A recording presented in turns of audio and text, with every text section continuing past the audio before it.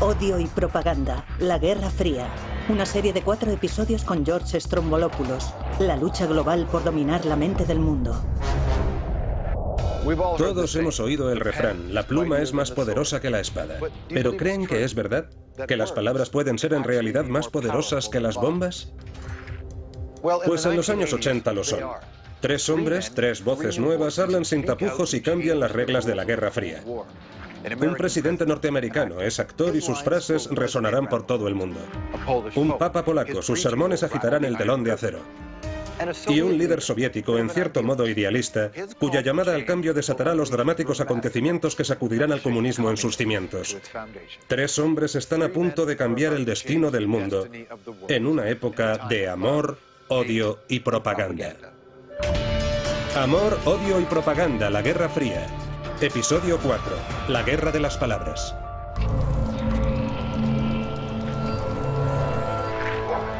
...1982, Manchester, Maine, una pequeña ciudad en el nordeste de los Estados Unidos.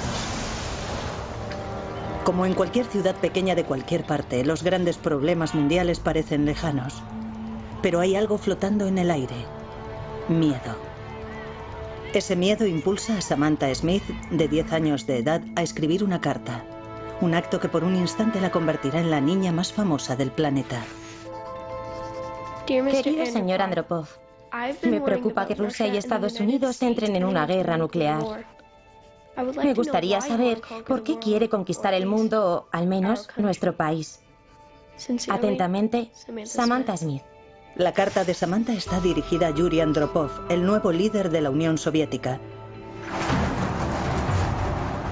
Pero él tiene otras cosas en que pensar. La tensión entre Estados Unidos y la Unión Soviética va en aumento y Andropov está deseando una pelea. Los soviéticos han invadido Afganistán y están desplegando cientos de misiles nucleares SS-20 por toda la Europa Oriental. Se creería que el recién nombrado presidente del Soviet Supremo de la Unión Soviética tendría otras cosas más apremiantes que hacer. Pero he aquí que 5 meses más tarde, Samantha recibió una carta. Querida Samantha, te invito a venir a nuestro país. Conocerás nuestro país y verás por ti misma que en la Unión Soviética todos están a favor de la paz y la amistad entre los pueblos. Gracias por tu carta. Yuri Andropov. De la noche a la mañana, Samantha se convierte en la chica favorita de los medios. Los canales de televisión le hacen entrevistas. Muchos norteamericanos se muestran recelosos. ¿Es la niña un mero peón de la propaganda soviética? Los Smith aceptan la invitación de Andropov, pero no sin cierta inquietud. No sabemos qué esperar. Tratamos de mantener abierta nuestra mente en cuanto a los gestos adicionales que los líderes soviéticos pudieran hacer a través de Samantha durante este viaje. Si el padre de Samantha está un poco receloso, no es el único. Sus sospechas las comparten la mayoría de los norteamericanos, incluso el presidente Ronald Reagan, un acérrimo anticomunista convencido de que la Unión Soviética es un imperio malvado que camina hacia su fin. Occidente no contendrá al comunismo. Trascenderá al comunismo. No se molestará en descartarlo o denunciarlo.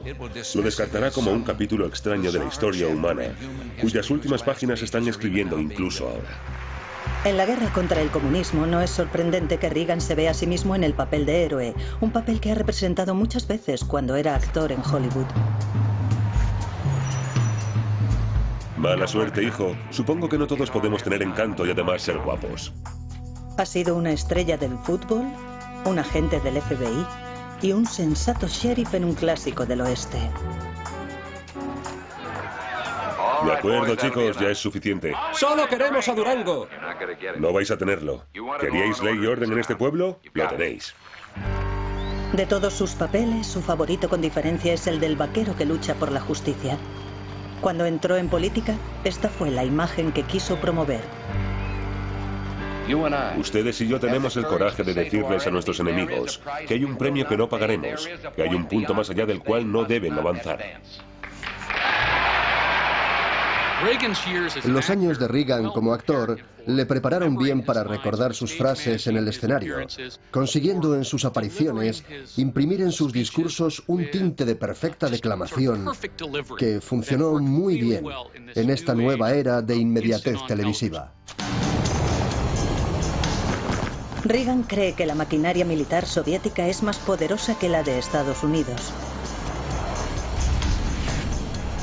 Para equilibrar las cosas, bombea mucho dinero en defensa nacional. Para contrarrestar la amenaza de los misiles soviéticos SS-20, propone el despliegue de más de 500 misiles nucleares por toda Europa. El mensaje a los soviéticos es claro. Si hay una guerra, Reagan planea ganarla.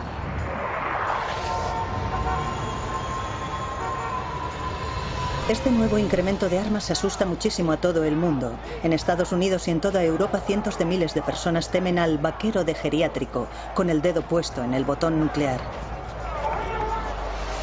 Solo en Nueva York, 750.000 personas salen a la calle.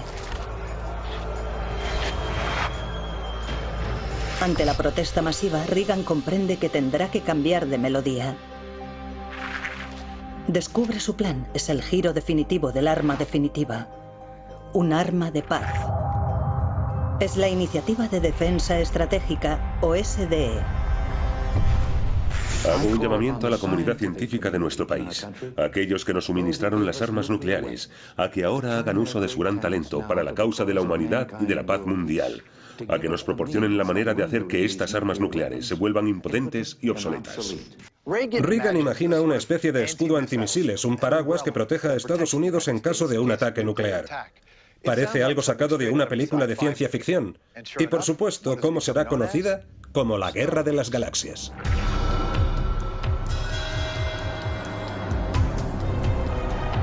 Para la Unión Soviética, el significado de la Guerra de las Galaxias no era defensivo. El significado de la Guerra de las Galaxias para el líder soviético era la posibilidad de lanzar un primer ataque desde el espacio.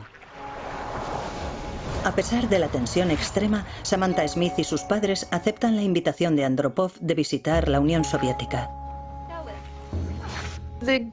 A la niña la invitaron quizá con un doble propósito, como una forma de propaganda dirigida hacia nuestros propios ciudadanos para demostrarles que en la Unión Soviética somos muy abiertos. Queremos que los niños norteamericanos se comuniquen con nuestros niños. Y también va dirigida hacia los Estados Unidos, con la esperanza de que el pueblo norteamericano responda a este gesto de invitar a la niña a que conozca a los líderes soviéticos. La máquina de propaganda soviética tiene una misión clara: asegurarse de que la visita de la niña es un éxito, mostrándole una imagen positiva de la Unión Soviética. Los niños tienen muchas preguntas sobre Norteamérica, sobre todo sobre ropa y música. A veces, por la noche, hablamos de paz, pero no parece muy necesario, porque ninguno de ellos odia Norteamérica y ninguno de ellos quiere la guerra. La madre de Samantha sabe qué es lo que está pasando. Es muy obvio que se trata de propaganda, pero creemos que es buena propaganda. Creemos de verdad que es una buena labor de relaciones públicas para ambos países, si podemos hacer que resulte bien. Samantha nunca llegó a conocer a Yuri Andropov, pero sí llegó a reunirse con una de las mujeres más famosas del planeta, la cosmonauta Valentina Tereskova, la primera mujer que había viajado al espacio.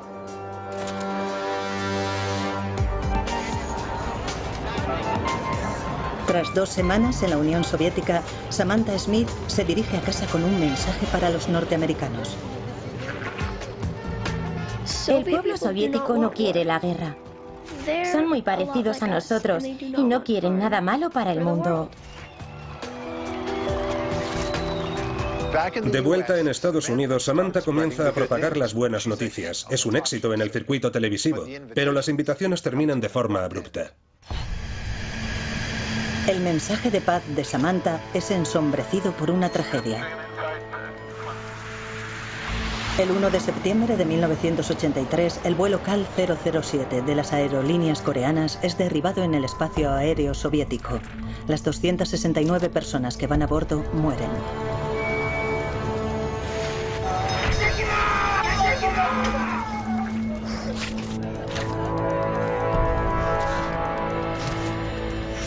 Doce horas más tarde, los soviéticos oficialmente anuncian que una nave no identificada había invadido su espacio aéreo. Sin embargo, olvidan mencionar que son ellos quienes lo derribaron. Un caza soviético seguía al avión durante 10 minutos cuando desapareció del radar.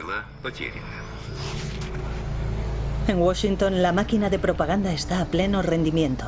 Me presento ante ustedes esta noche con motivo de la masacre de las aerolíneas coreanas.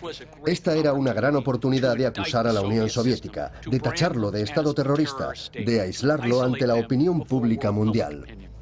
No había ninguna justificación en absoluto, ni legal ni moral, para lo que hicieron los soviéticos. Los soviéticos aún se niegan a decir la verdad. Realmente ni siquiera le han dicho a su propio pueblo que derribaron un avión. El presidente Reagan va más allá y llega a reproducir una grabación con la voz del piloto. Es la prueba, dice, de que el KAL 007 fue derribado deliberadamente. El objetivo está destruido.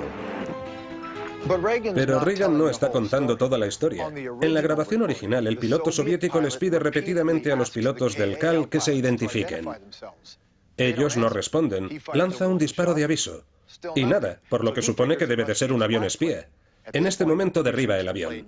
En la cinta que los norteamericanos comparten con el mundo, estos momentos cruciales de la grabación convenientemente faltan. La versión manipulada de la grabación da a Reagan lo que quiere. La destrucción del KAL 007 hace que los soviéticos parezcan los malos.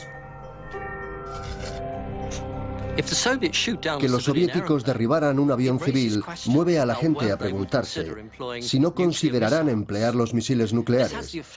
Esto tiene el efecto no solo de legitimar la ofensiva del presidente Reagan contra la Unión Soviética, sino también el de silenciar las numerosas críticas contra Reagan por su crecimiento armamentístico. 2 meses más tarde, sin apenas hallar resistencia por parte de los pacifistas, los norteamericanos logran su objetivo: instalar misiles en Europa Occidental.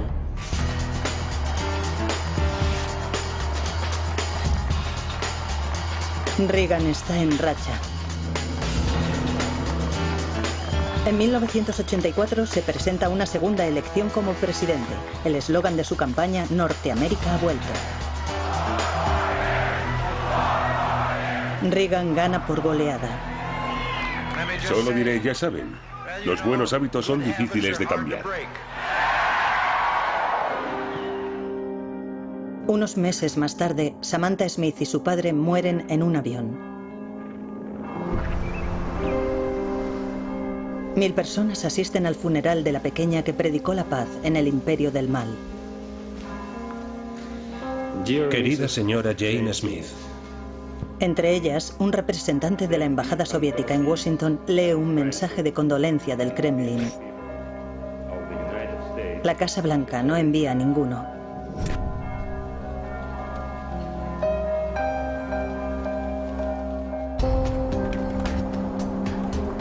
Es difícil imaginar la vida en Polonia en los años 70. La economía de ese país del bloque oriental está en la ruina y hay escasez de todo.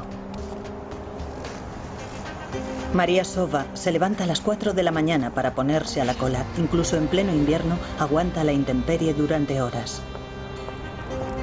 Hacer cola es casi como un segundo trabajo. Después de trabajar, venimos a casa, comemos rápido y volvemos corriendo a ponernos en la cola. A veces ni siquiera nos molestamos en ir a casa porque vemos que la cola se ha formado ya. Así que nos ponemos en la cola. No importa lo que vendan. Estamos en fila a veces hasta que cierra la tienda. En Polonia la vida es dura. El precio de la carne es el doble que en la Europa occidental. Los zapatos cuestan 5 veces más. La lista de espera para un apartamento es de 12 años. El país ha quedado atrapado detrás del telón de acero durante más de 3 décadas y los polacos no tienen mucha esperanza.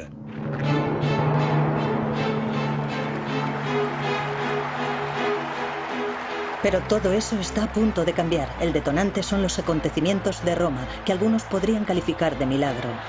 En octubre de 1978, Karol Wojtyła, arzobispo de Cracovia, un polaco nada menos, es elegido papa.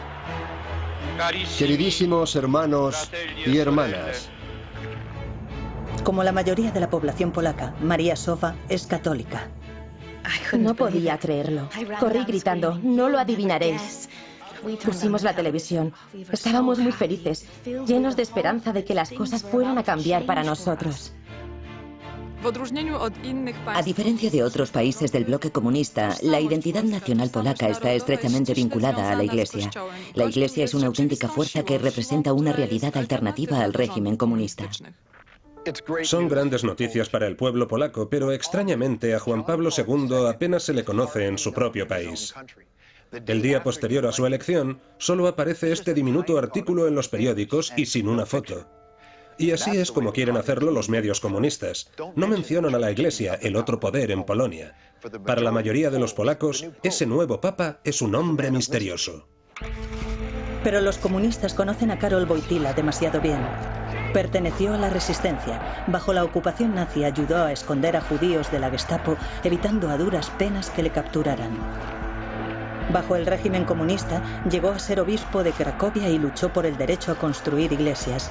Él cree que es deber de la Iglesia ayudar a cambiar el sistema. Ahora, como papa, este gran comunicador y antiguo actor inicia una cruzada contra el comunismo.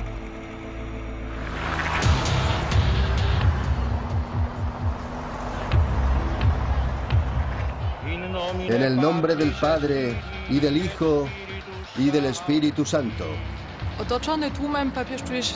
Se siente cómodo frente a la multitud. Sabe cómo dirigirse a una audiencia. Sabe enfatizar frases, haciendo pausas al hablar, creando silencios. Durante la celebración de su primera misa como papa, Juan Pablo II hace algo más que citar el Evangelio. Habla de política. Abrid las fronteras de los países, de sus economías, de sus sistemas políticos. No tengáis miedo. Por supuesto que a Juan Pablo II le gustaría visitar su Polonia natal en su primer peregrinaje papal. Sin embargo, las autoridades comunistas prefieren que no lo haga. Pasarán 8 meses antes de que autoricen la visita. Durante ese tiempo, e invirtiendo mucho dinero, el Papa mejora Radio Vaticano. Cuando habla, quiere asegurarse de que el pueblo de Polonia escucha cada una de sus palabras. Junio de 1979. El nuevo Papa por fin llega a Polonia. Durante los siguientes 9 días, 11 millones de personas, 1 de cada 3 polacos, acudirán a ver a su líder espiritual.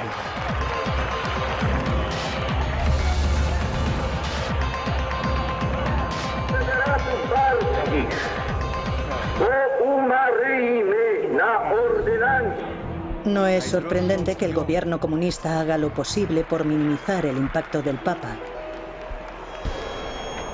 Las cámaras de la televisión nacional evitan mostrar a las multitudes. Y los micrófonos están colocados cerca del Papa para impedir que capten los aplausos. A pesar de la censura, todo el mundo sabe lo que está pasando. Miles de personas sintonizan la retransmisión por onda corta de Radio Vaticano.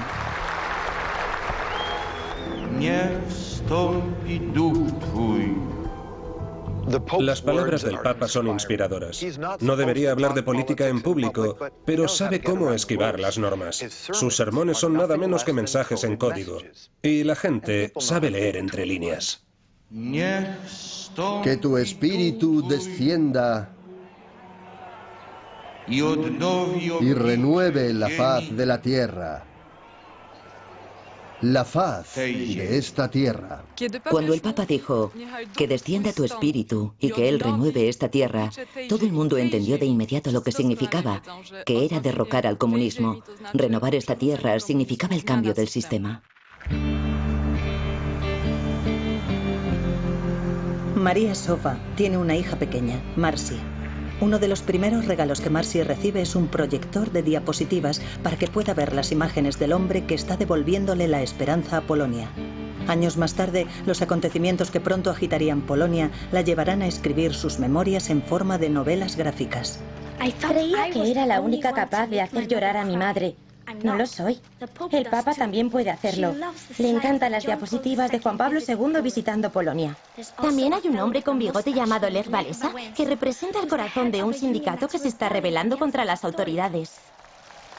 El Papa Juan Pablo II tuvo una profunda influencia en el pensamiento de Lech Walesa, y a resultas de ello Walesa se aleja de los problemas concretos del movimiento del sindicato hacia problemas más amplios relativos a la libertad humana y a los derechos humanos, galvanizando con ello a grupos distantes entre sí por toda Polonia.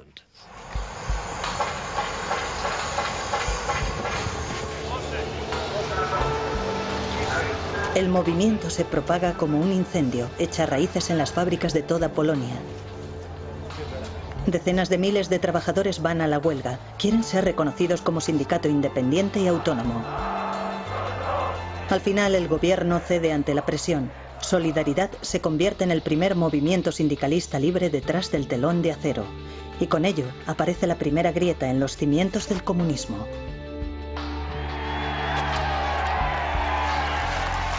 Cuando Walesa firma el nuevo acuerdo, muy oportunamente lo hace con un enorme bolígrafo con la imagen ¿de quién? Del Papa Juan Pablo II. En cuestión de meses, Solidaridad tiene 10 millones de miembros en Polonia. Los soviéticos ven todo esto como un abierto desafío a la autoridad comunista y están un poco asustados. Moscú envía un mensaje claro: maniobras militares muy publicitadas en las fronteras de Polonia. Eso servirá. Al enviar tanques a la frontera polaca, Moscú propaga el miedo recurriendo al fantasma de Budapest y Praga. Si no podéis resolver vuestros problemas o poner en orden vuestra casa, es posible que haya una intervención. Un domingo de diciembre por la mañana, Marcy quiere ver un programa infantil en la televisión. Antes de ir a la iglesia, mis padres siempre ponen la televisión. Pero hoy no hay imágenes. Mi padre piensa que es un cable suelto. Desconecta los cables, los sopla y vuelve a enchufarlo todo. Pero solo hay electricidad estática. De pronto, las imágenes vuelven.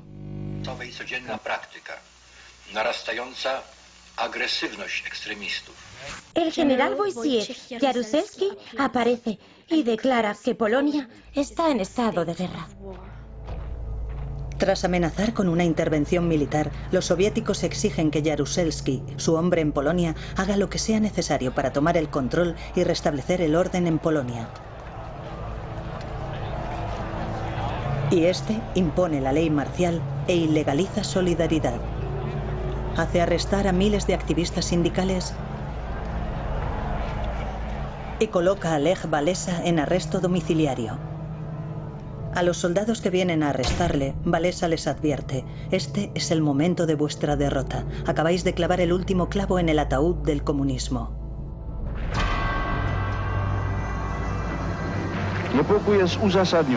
El Papa Juan Pablo es muy consciente de que el mundo entero le está observando y escuchando cuando da su audiencia pública semanal. Denuncia las duras medidas de la ley marcial en Polonia, primero en polaco, luego en italiano, y por si hay alguna duda, trata de confirmarlo con los periodistas reunidos. ¿Tienen mi mensaje? ¿Tienen mi mensaje?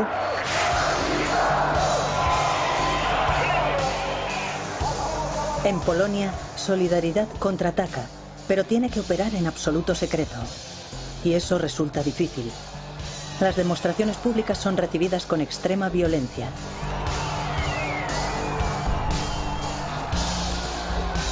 No hay atajos en el camino hacia la libertad.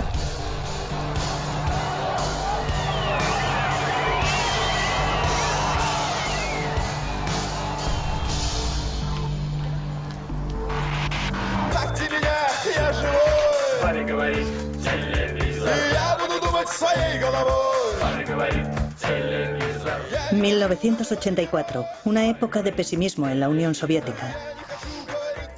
La banda de rock Televisor grita el descontento de la juventud, una generación que no tiene nada en común con los enfermizos ancianos en el poder. Ya no creen en la propaganda con la que les educaron.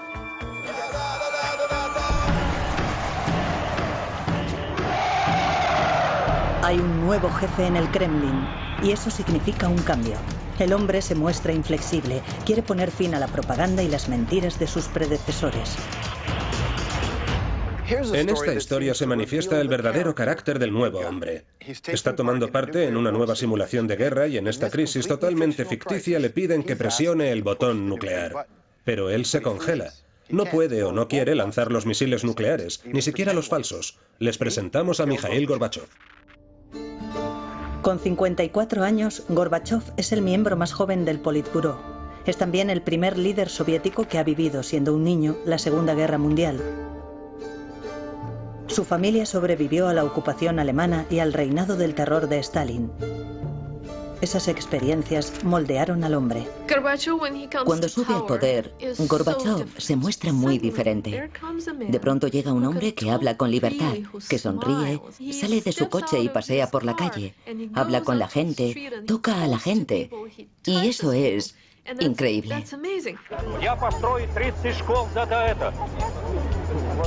Aunque Gorbachev cree firmemente en el comunismo, también reconoce que el régimen debe cambiar para poder sobrevivir. Para renovar la fe de su pueblo en el sistema, promete algo nuevo. El Estado practicará la transparencia y la honestidad. La Glasnost ha llegado. Y se inicia con la guerra en Afganistán. Lleva alargándose ya 5 años y es una enorme sangría para la economía soviética. Pero la mayoría de los soviéticos no han sido informados de esa despiadada guerra de su ejército contra los rebeldes islámicos.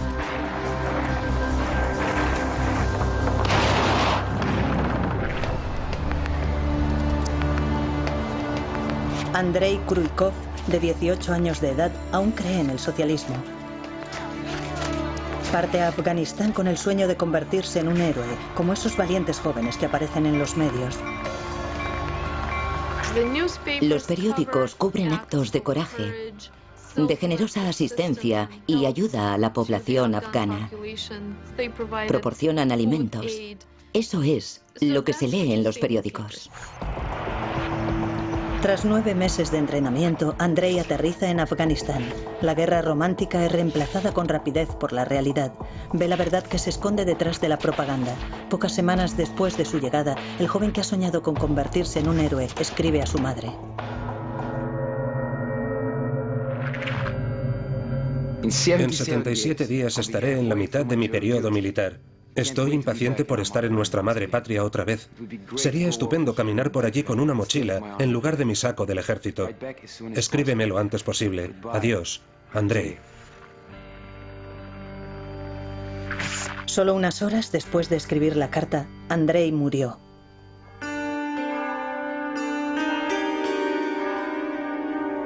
Según su lápida, murió como un héroe soviético. Muerto en combate cumpliendo con su deber militar. Andrei Kryukov no está solo. 10.000 soldados soviéticos han hecho el sacrificio definitivo en Afganistán. La fea verdad de esta guerra empieza a filtrarse.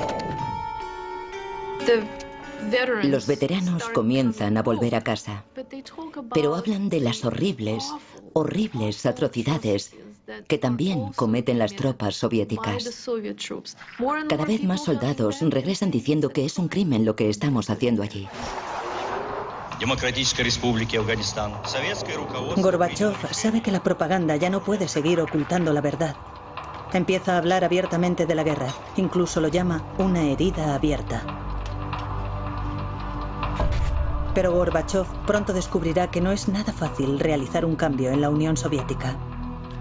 Gorbachev reconocía la necesidad y el deseo de hacer cambios en la Unión Soviética. Quería abrir la sociedad soviética para hacerla más transparente. Pero se enfrentaba a un enorme gigante político y burocrático que de hecho detendría sus reformas en seco.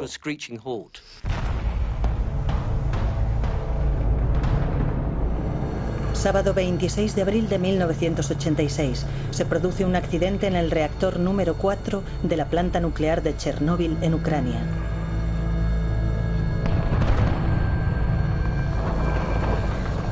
Una explosión masiva libera una radiación equivalente a 10 bombas nucleares.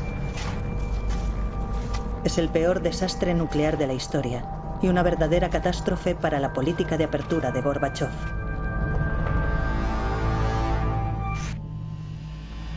A 3 kilómetros de la zona de impacto se encuentra Pripyat, con una población de 55.000 habitantes. La vida sigue como siempre, a pesar de los peligrosísimos altos niveles de radiación en el aire. Sus efectos pueden verse claramente en un documental rodado aquel día.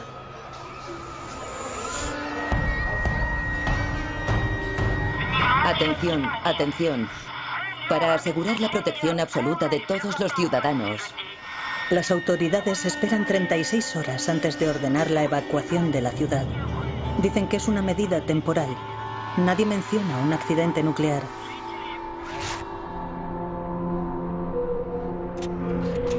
Una nube radiactiva se extiende rápidamente por Europa. Los técnicos de una planta nuclear de Suecia advierten niveles anormalmente altos de radiación. Las sospechas de inmediato se centran en la Unión Soviética. Las noticias viajan con rapidez alrededor del mundo, salvo en la URSS, donde los medios y el gobierno no dicen nada. Gorbachev se entera del accidente el día en que ocurre, pero los oficiales le ocultan la magnitud de los daños. Para averiguar la verdad, envía a un equipo propio de investigación, y cuando una semana después recibe el informe, se queda impactado. Curiosamente, decide guardar silencio. Es una especie de tradición en la Unión Soviética la de no revelar ninguna información al mundo exterior cuando hay un accidente grave, a no ser que sea absolutamente necesario.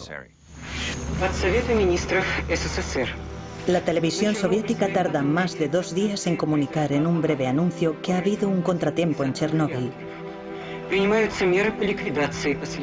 Aún no se dice nada del peligro de la radiación. En Kiev, a solo 150 kilómetros de Chernóbil, las celebraciones del Día del Trabajo están en pleno auge, como si nada hubiera pasado.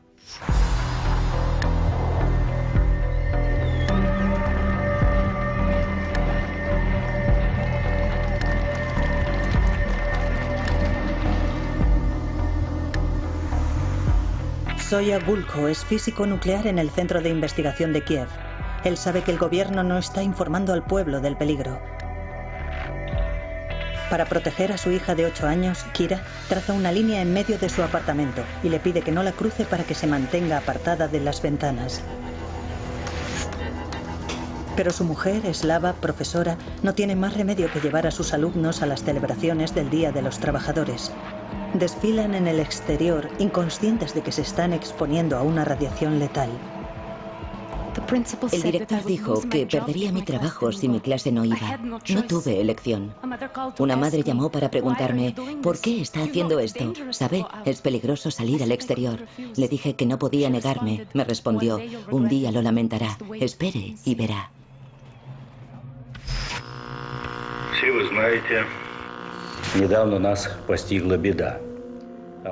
Mikhail Gorbachev por fin se dirige al pueblo de la Unión Soviética, 18 días después del accidente. Por primera vez, el líder soviético admite que ha habido un desastre nuclear. Sabe que la imagen de la Unión Soviética no volverá a ser la misma. El accidente en la planta nuclear de Chernóbil ha afectado gravemente al pueblo soviético y ha despertado inquietud en todo el mundo. El desastre de Chernóbil es realmente el inicio de la glasnost en la práctica. Glasnost, en esencia, se traduce como apertura o franqueza. El aspecto clave de la glasnost es la autocrítica. Es la idea de que la Unión Soviética debe mirarse a sí misma de una manera crítica y no hablar solamente de sus éxitos.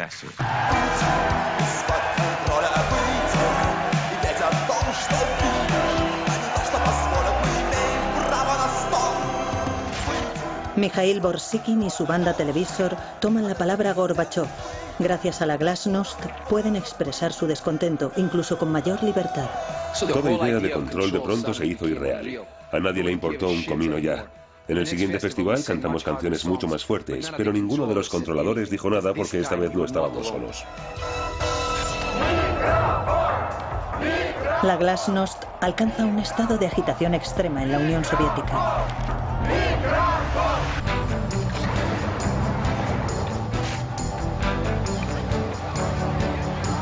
¿Quién habría soñado que un líder soviético podría ser un día en Norteamérica más popular que el propio vicepresidente de los Estados Unidos?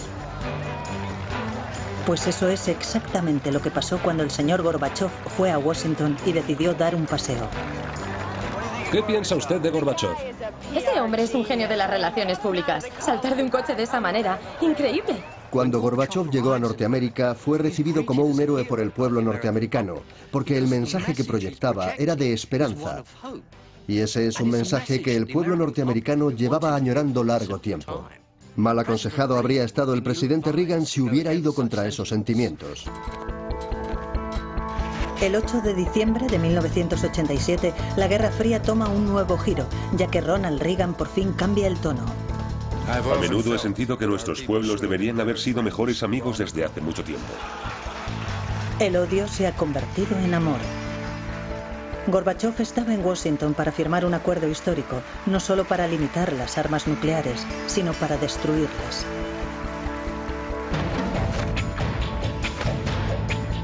Gorbachov representa la esperanza del cambio y la gente lo siente así en Estados Unidos y también dentro del propio imperio soviético. Incluso también en las manifestaciones de Polonia, aunque tal vez no dieran esa impresión a primera vista.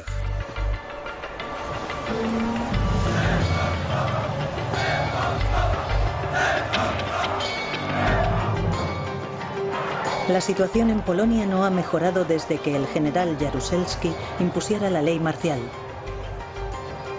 En el verano de 1988, miles de trabajadores polacos están en huelga. Sus demandas son claras. Solidaridad debe ser legalizado otra vez. El general Jaruzelski por fin acepta negociar con Lech Walesa. No tiene elección.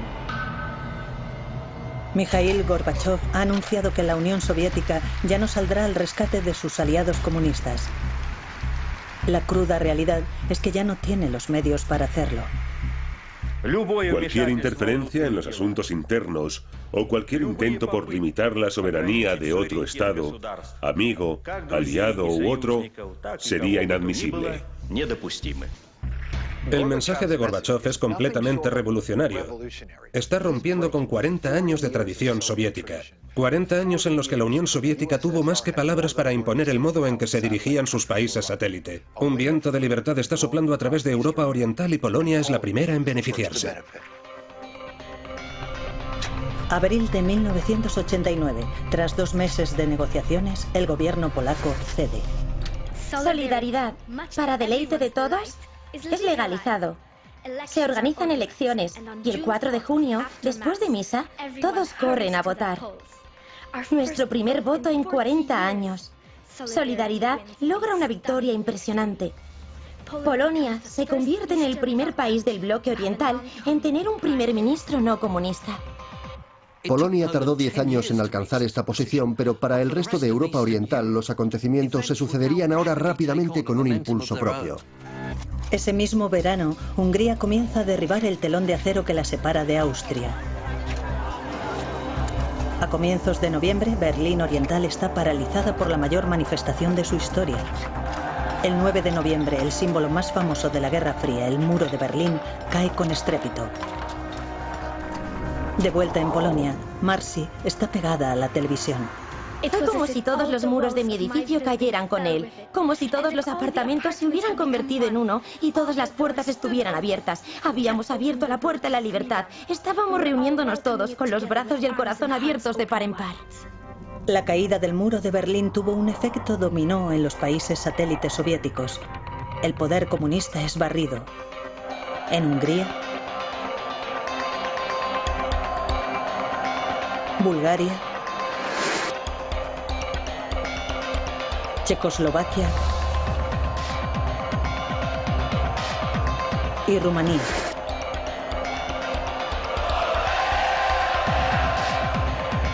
Terminan 40 años de división en Europa, pero los vientos del cambio aún seguían soplando con fuerza. El 1 de diciembre de 1989 tiene lugar una escena que habría sido inimaginable solo unos meses antes. El Papa Juan Pablo II saluda a Gorbachov. La cabeza del catolicismo y la del comunismo juntas. Una vez más, el odio se ha convertido en amor. Al día siguiente, en medio de una tormenta frente a las costas de Malta, Gorbachov se sienta junto al nuevo presidente de Estados Unidos, George Bush padre, y lo hace oficial. El mundo está abandonando una época, la Guerra Fría, y entrando en una nueva. Hemos enterrado la Guerra Fría en el fondo del mar Mediterráneo. Más tarde, será reconocido como el principal arquitecto y el responsable de terminar con la Guerra Fría. Le concederán el Premio Nobel de la Paz. Gorbachov está en la cima del mundo. Pero no había soñado con lo que ocurriría a continuación.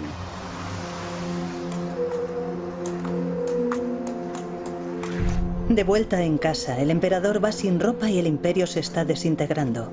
La economía soviética está en ruinas y los ciudadanos de Moscú no están de humor para el amor.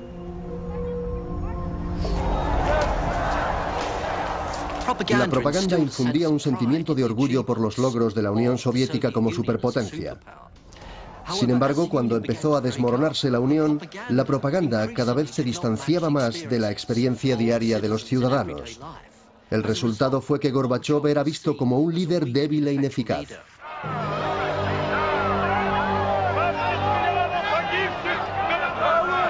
En el desfile del Día del Trabajo, Gorbachov es acosado por la multitud. Finalmente le obligan a abandonar la tribuna.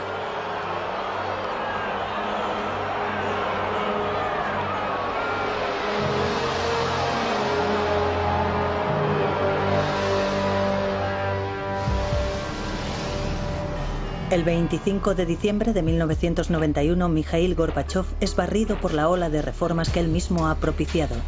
No tiene otra elección más que dejar el cargo.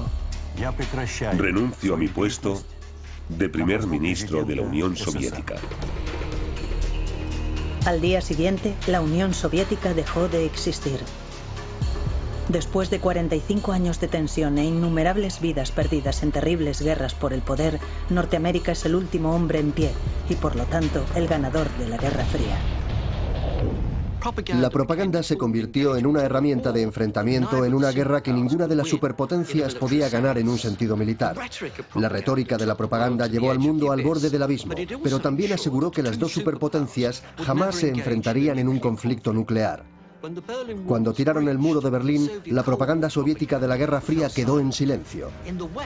En Occidente, por otra parte, la victoria definitiva reivindicó una larga y costosa guerra que fue apuntalada de principio a fin por amor, odio y propaganda.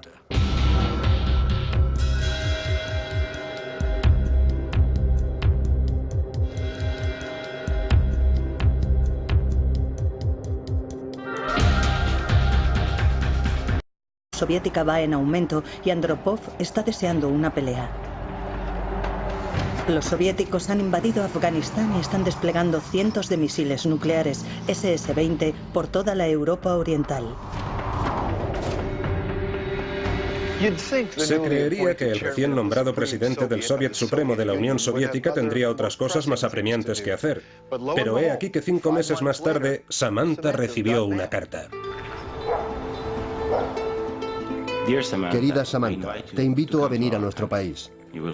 Conocerás nuestro país y verás por ti misma que en la Unión Soviética todos están a favor de la paz y la amistad entre los pueblos. Gracias por tu carta. Yuri Andropov.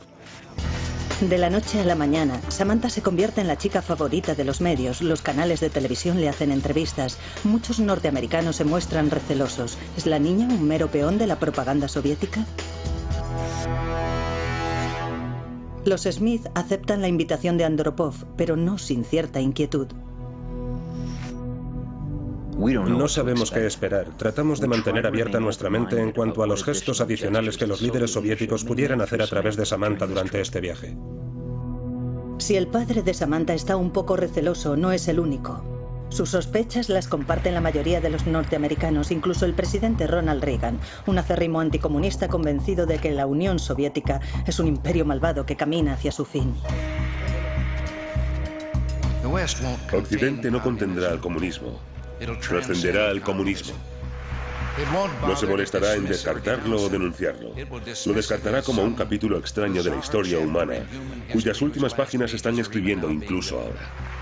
En la guerra contra el comunismo no es sorprendente que Reagan se vea a sí mismo en el papel de héroe, un papel que ha representado muchas veces cuando era actor en Hollywood. Mala suerte, hijo. Supongo que no todos podemos tener encanto y además ser guapos. ¿Ha sido una estrella del fútbol? un agente del FBI y un sensato sheriff en un clásico del oeste. De acuerdo, chicos, ya es suficiente. ¡Solo queremos a Durango! No vais a tenerlo. ¿Queríais ley y orden en este pueblo? Lo tenéis. De todos sus papeles, su favorito con diferencia es el del vaquero que lucha por la justicia. Cuando entró en política, esta fue la imagen que quiso promover. Ustedes y yo tenemos el coraje de decirles a nuestros enemigos que hay un premio que no pagaremos, que hay un punto más allá del cual no deben avanzar. Los años de Reagan como actor le prepararon bien para recordar sus frases en el escenario, consiguiendo en sus apariciones imprimir en sus discursos un tinte de perfecta declamación que funcionó muy bien. E invadido su espacio aéreo. Sin embargo, olvidan mencionar que son ellos quienes lo derribaron. Un caza soviético seguía al avión durante 10 minutos cuando desapareció del radar. En Washington, la máquina de propaganda está a pleno rendimiento. Me presento ante ustedes esta noche con motivo de la masacre de las aerolíneas coreanas. Esta era una gran oportunidad de acusar a la Unión Soviética, de tacharlo de Estado terrorista, de aislarlo ante la opinión pública mundial. No había ninguna justificación en absoluto, ni legal ni moral, para lo que hicieron los soviéticos. Los soviéticos aún se niegan a decir la verdad. Realmente ni siquiera le han dicho a su propio pueblo que derribaron un avión. El presidente Reagan va más allá y llega a reproducir una grabación con la voz del piloto.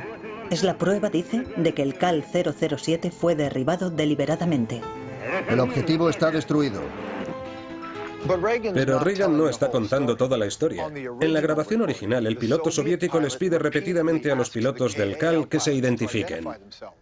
Ellos no responden. Lanza un disparo de aviso. Y nada, por lo que supone que debe de ser un avión espía. En este momento derriba el avión. En la cinta que los norteamericanos comparten con el mundo, estos momentos cruciales de la grabación convenientemente faltan. La versión manipulada de la grabación da a Reagan lo que quiere. La destrucción del CAL 007 hace que los soviéticos parezcan los malos. Que los soviéticos derribaran un avión civil mueve a la gente a preguntarse si no considerarán emplear los misiles nucleares. Esto tiene el efecto no solo de legitimar la ofensiva del presidente Reagan contra la Unión Soviética, sino también el de silenciar las numerosas críticas contra Reagan por su crecimiento armamentístico. 2 meses más tarde, sin apenas hallar resistencia por parte de los pacifistas, los norteamericanos logran su objetivo: instalar misiles en Europa Occidental.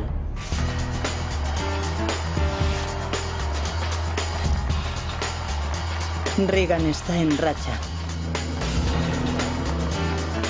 En 1984 se presenta una segunda elección como presidente. El eslogan de su campaña: Norteamérica ha vuelto. Reagan gana por goleada. Solo diré, ya saben, los buenos hábitos son difíciles de cambiar. Unos meses más tarde, Samantha Smith y su padre mueren en un avión.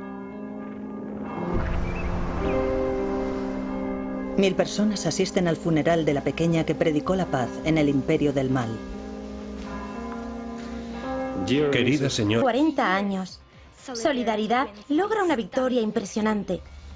Polonia se convierte en el primer país del bloque oriental en tener un primer ministro no comunista.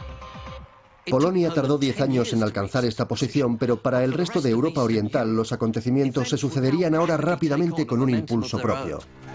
Ese mismo verano, Hungría comienza a derribar el telón de acero que la separa de Austria.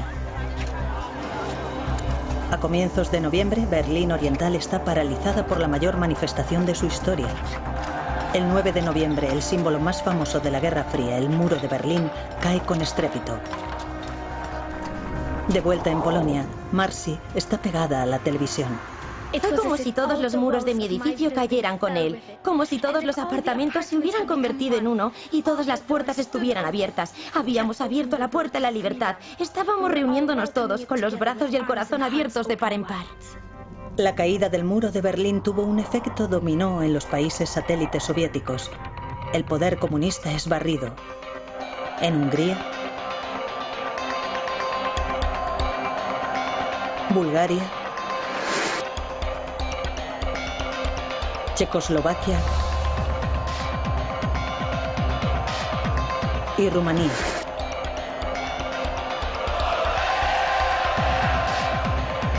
Terminan 40 años de división en Europa, pero los vientos del cambio aún seguían soplando con fuerza.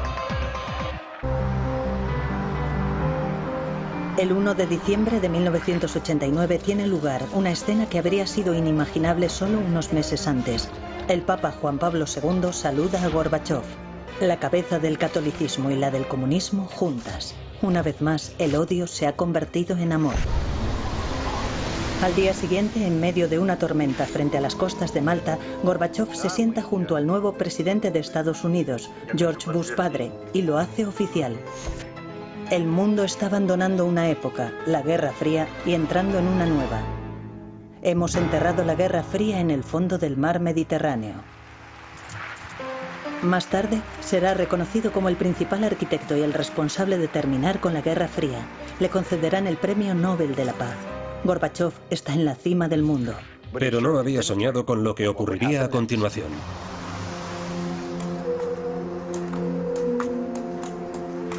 De vuelta en casa, el emperador va sin ropa y el imperio se está desintegrando. La economía soviética está en ruinas y los ciudadanos de Moscú no están de humor para el amor.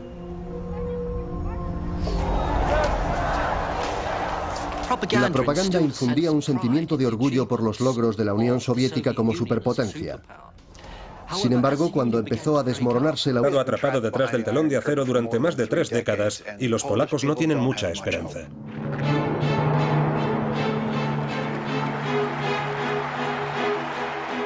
Pero todo eso está a punto de cambiar. El detonante son los acontecimientos de Roma, que algunos podrían calificar de milagro. En octubre de 1978, Karol Wojtyła, arzobispo de Cracovia, un polaco nada menos, es elegido papa. Queridísimos hermanos y hermanas. Como la mayoría de la población polaca, María Sowa es católica. No podía creerlo. Corrí gritando, no lo adivinaréis. Pusimos la televisión. Estábamos muy felices, llenos de esperanza de que las cosas fueran a cambiar para nosotros. A diferencia de otros países del bloque comunista, la identidad nacional polaca está estrechamente vinculada a la Iglesia. La Iglesia es una auténtica fuerza que representa una realidad alternativa al régimen comunista. Son grandes noticias para el pueblo polaco, pero extrañamente a Juan Pablo II apenas se le conoce en su propio país. El día posterior a su elección, solo aparece este diminuto artículo en los periódicos y sin una foto. Y así es como quieren hacerlo los medios comunistas. No mencionan a la Iglesia, el otro poder en Polonia. Para la mayoría de los polacos, ese nuevo papa es un hombre misterioso.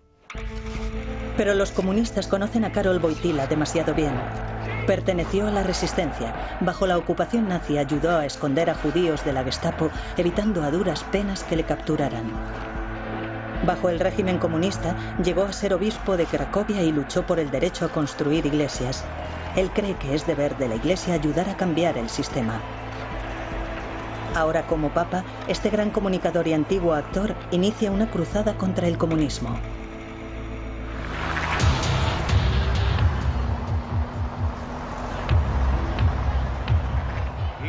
En el nombre del Padre, y del Hijo, y del Espíritu Santo. Se siente cómodo frente a la multitud. Sabe cómo dirigirse a una audiencia. Sabe enfatizar frases, haciendo pausas al hablar, creando silencios. Durante la celebración de su primera misa como papa, Juan Pablo II hace algo más que citar el Evangelio. Habla de política. Abrid las fronteras de los países, de sus economías, de sus sistemas políticos. No tengáis miedo. Por supuesto que a Juan Pablo II le gustaría visitar su Polonia natal en su primer peregrinaje papal. Sin embargo, las autoridades comunistas prefieren que no lo haga. Pasarán 8 meses antes de que autoricen la visita. Durante ese tiempo, e invirtiendo mucho dinero, el Papa mejora Radio Vaticano, propone el despliegue de más de 500 misiles nucleares por toda Europa. El mensaje a los soviéticos es claro. Si hay una guerra, Reagan planea ganarla.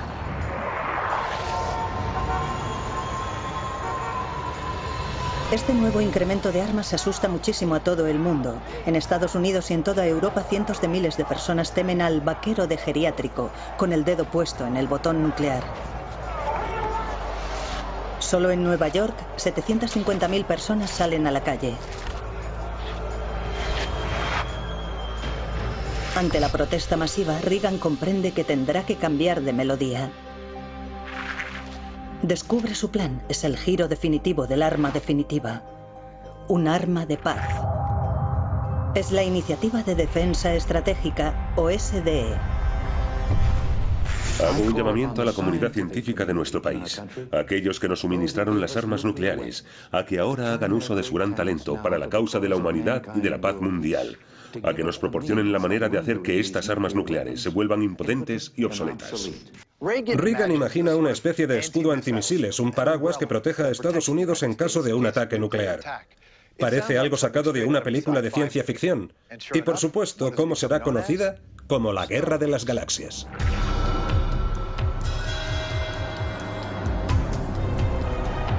Para la Unión Soviética, el significado de la Guerra de las Galaxias no era defensivo. El significado de la Guerra de las Galaxias para el líder soviético era la posibilidad de lanzar un primer ataque desde el espacio. A pesar de la tensión extrema, Samantha Smith y sus padres aceptan la invitación de Andropov de visitar la Unión Soviética.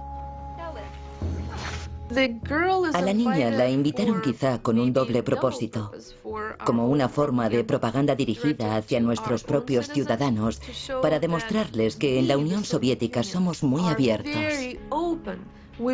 Queremos que los niños norteamericanos se comuniquen con nuestros niños.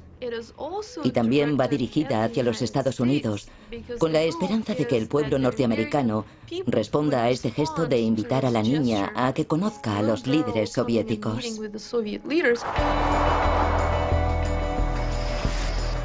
La máquina de propaganda soviética tiene una misión clara: asegurarse de que la visita de la niña es un éxito, mostrándole una imagen positiva de la Unión Soviética.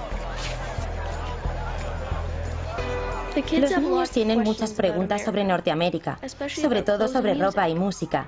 A veces, por la noche, hablamos de paz, pero no parece muy necesario, porque ninguno de ellos odia Norteamérica y ninguno de ellos quiere la guerra. La madre de Samantha sabe qué es lo que está... En 1984 se presenta una segunda elección como presidente. El eslogan de su campaña, Norteamérica ha vuelto. Reagan gana por goleada. Solo diré, ya saben, los buenos hábitos son difíciles de cambiar. Unos meses más tarde, Samantha Smith y su padre mueren en un avión. 1000 personas asisten al funeral de la pequeña que predicó la paz en el imperio del mal. Querida señora Jane Smith. Entre ellas, un representante de la embajada soviética en Washington lee un mensaje de condolencia del Kremlin. La Casa Blanca no envía a ninguno.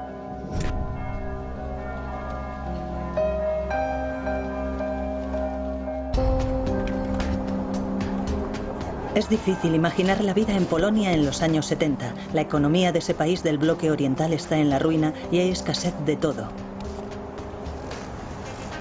María Sova se levanta a las 4 de la mañana para ponerse a la cola. Incluso en pleno invierno aguanta la intemperie durante horas. Hacer cola es casi como un segundo trabajo. Después de trabajar, venimos a casa, comemos rápido y volvemos corriendo a ponernos en la cola. A veces ni siquiera nos molestamos en ir a casa porque vemos que la cola se ha formado ya. Así que nos ponemos en la cola. No importa lo que vendan. Estamos en fila a veces hasta que cierra la tienda. En Polonia la vida es dura. El precio de la carne es el doble que en la Europa occidental.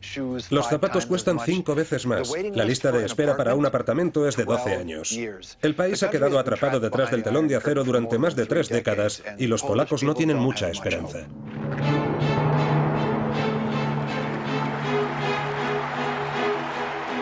Pero todo eso está a punto de cambiar. El detonante son los acontecimientos de Roma, que algunos podrían calificar de milagro. En octubre de 1978, Karol Wojtyła, arzobispo de Cracovia, un polaco nada menos, es elegido papa. Queridísimos hermanos y hermanas, como la mayoría de la población polaca, María Sowa es católica. No podía creerlo. Corrí gritando, no lo adivinaréis. Pusimos la televisión.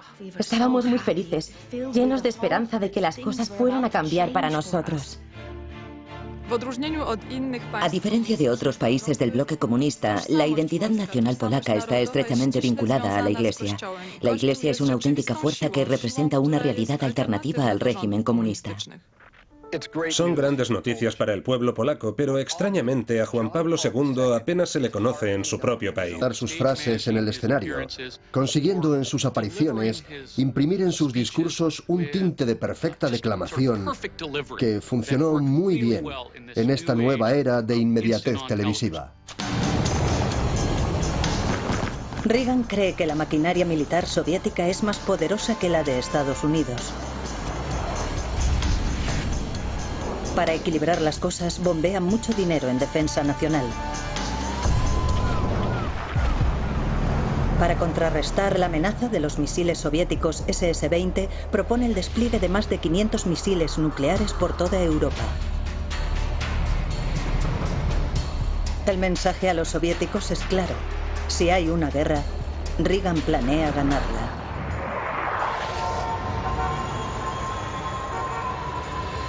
Este nuevo incremento de armas asusta muchísimo a todo el mundo. En Estados Unidos y en toda Europa, cientos de miles de personas temen al vaquero de geriátrico, con el dedo puesto en el botón nuclear. Solo en Nueva York, 750.000 personas salen a la calle. Ante la protesta masiva, Reagan comprende que tendrá que cambiar de melodía. Descubre su plan. Es el giro definitivo del arma definitiva. Un arma de paz. Es la Iniciativa de Defensa Estratégica, o SDE. Hago un llamamiento a la comunidad científica de nuestro país, a aquellos que nos suministraron las armas nucleares, a que ahora hagan uso de su gran talento para la causa de la humanidad y de la paz mundial, a que nos proporcionen la manera de hacer que estas armas nucleares se vuelvan impotentes y obsoletas. Reagan imagina una especie de escudo antimisiles, un paraguas que proteja a Estados Unidos en caso de un ataque nuclear. Parece algo sacado de una película de ciencia ficción. Y por supuesto, ¿cómo será conocida? Como la Guerra de las Galaxias.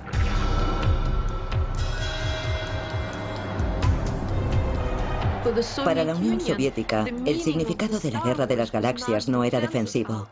El significado de la Guerra de las Galaxias para el líder soviético era la posibilidad de lanzar un primer ataque desde el espacio. A pesar de la tensión extrema, Samantha Smith y sus padres aceptan la invitación de Andropov de visitar la Unión Soviética.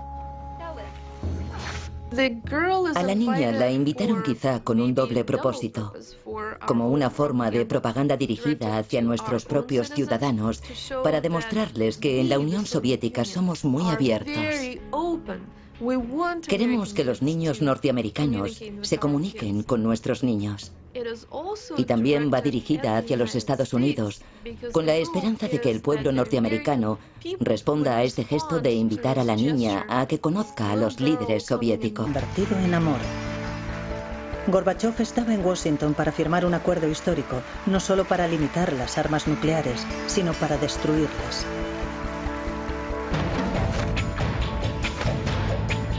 Gorbachov representa la esperanza del cambio y la gente lo siente así en Estados Unidos y también dentro del propio imperio soviético. Incluso también en las manifestaciones de Polonia, aunque tal vez no dieran esa impresión a primera vista.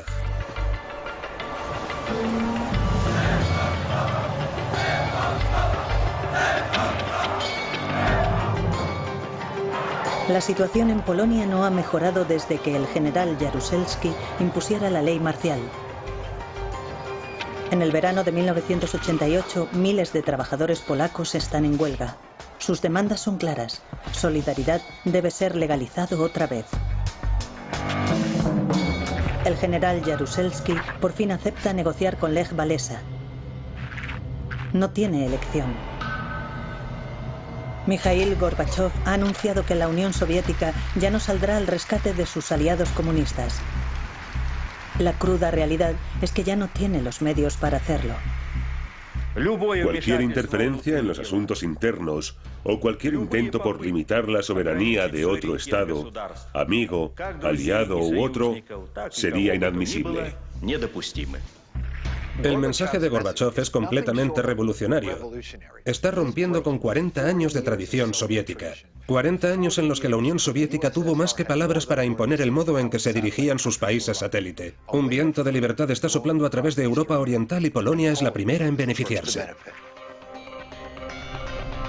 Abril de 1989. Tras 2 meses de negociaciones, el gobierno polaco cede. Solidaridad, para deleite de todos, es legalizado. Se organizan elecciones y el 4 de junio, después de misa, todos corren a votar. Nuestro primer voto en 40 años. Solidaridad logra una victoria impresionante. Polonia se convierte en el primer país del bloque oriental en tener un primer ministro no comunista. Polonia tardó 10 años en alcanzar esta posición, pero para el resto de Europa Oriental los acontecimientos se sucederían ahora rápidamente con un impulso propio. Ese mismo verano, Hungría comienza a derribar el telón de acero que la separa de Austria. A comienzos de noviembre, Berlín Oriental está paralizada por la mayor manifestación de su historia. El 9 de noviembre, el símbolo más famoso de la Guerra Fría, el muro de Berlín, cae con estrépito. De vuelta en Polonia, Marcy está pegada a la televisión. Es como si todos los muros de mi edificio cayeran con él, como si todos los apartamentos se hubieran convertido en uno y todas las puertas estuvieran abiertas. Puede ver las imágenes del hombre que está devolviéndole la esperanza a Polonia. Años más tarde, los acontecimientos que pronto agitarían Polonia la llevarán a escribir sus memorias en forma de novelas gráficas.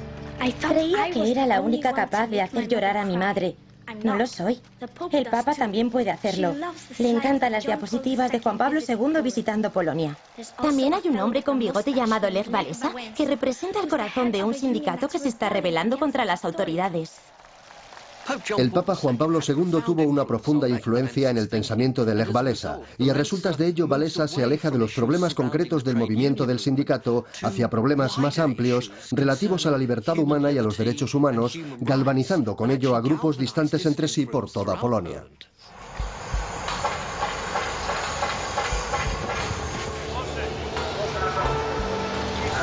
El movimiento se propaga como un incendio, echa raíces en las fábricas de toda Polonia. Decenas de miles de trabajadores van a la huelga. Quieren ser reconocidos como sindicato independiente y autónomo. Al final, el gobierno cede ante la presión. Solidaridad se convierte en el primer movimiento sindicalista libre detrás del telón de acero. Y con ello aparece la primera grieta en los cimientos del comunismo.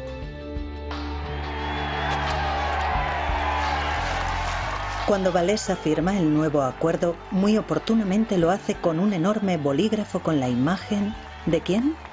Del Papa Juan Pablo II. En cuestión de meses, Solidaridad tiene 10 millones de miembros en Polonia. Los soviéticos ven todo esto como un abierto desafío a la autoridad comunista y están un poco asustados. Moscú envía un mensaje claro: maniobras militares muy publicitadas en las fronteras de Polonia. Eso servirá. Al enviar tanques a la frontera polaca, Moscú propaga el miedo recurriendo al fantasma de Budapest y Praga. Si no podéis resolver vuestros problemas o poner en orden vuestra casa, es posible que haya una intervención. Un domingo de diciembre por la mañana, Marcy quiere ver un programa infantil en la televisión. Antes de ir a la iglesia, mis padres siempre ponen la televisión. Pero hoy no hay imágenes. Mi padre piensa que es un cable suelto. Desconecta los cables, los sopla y vuelve a enchufarlo todo. Pero solo hay electricidad estática. De pronto, las imágenes vuelven.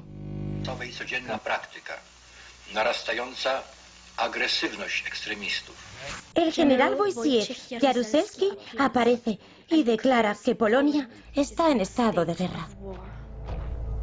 Tras amenazar con una intervención militar, los soviéticos exigen que Jaruzelski, su hombre en Polonia, haga lo que sea necesario para tomar el control y restablecer el...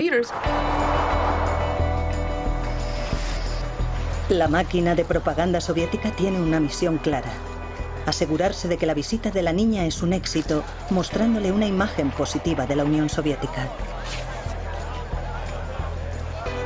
Los niños tienen muchas preguntas sobre Norteamérica, sobre todo sobre ropa y música. A veces, por la noche, hablamos de paz, pero no parece muy necesario, porque ninguno de ellos odia Norteamérica y ninguno de ellos quiere la guerra. La madre de Samantha sabe qué es lo que está pasando. Es muy obvio que se trata de propaganda, pero creemos que es buena propaganda. Creemos de verdad que es una buena labor de relaciones públicas para ambos países, si podemos hacer que resulte bien. Samantha nunca llegó a conocer a Yuri Andropov, pero sí llegó a reunirse con una de las mujeres más famosas del planeta, la cosmonauta Valentina Tereskova, la primera mujer que había viajado al espacio.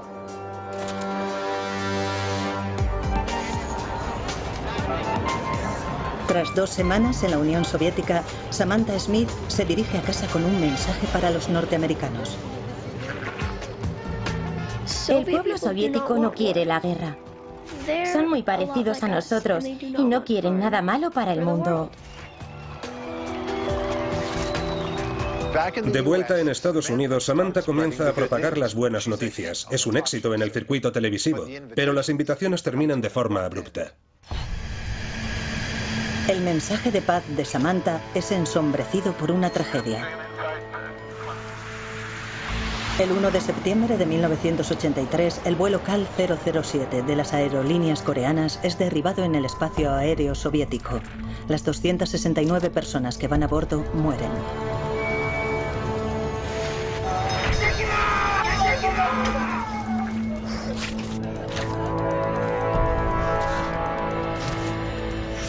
Doce horas más tarde, los soviéticos oficialmente anuncian que una nave no identificada había invadido su espacio aéreo. Sin embargo, olvidan mencionar que son ellos quienes lo derribaron. Un caza soviético seguía al avión durante 10 minutos cuando desapareció del radar. En Washington, la máquina de propaganda está a pleno rendimiento. Me presento ante ustedes esta noche con motivo de la masacre de las aerolíneas coreanas. Esta era una gran oportunidad de acusar a la Unión Soviética, de tacharlo de Estado terrorista, de aislarlo ante la opinión pública mundial. No había ninguna justificación en absoluto, ni legal ni moral, para lo que hicieron los soviéticos. Los soviéticos aún se niegan a decir la verdad. Realmente ni siquiera le han dicho a su propio pueblo que derribaron un avión.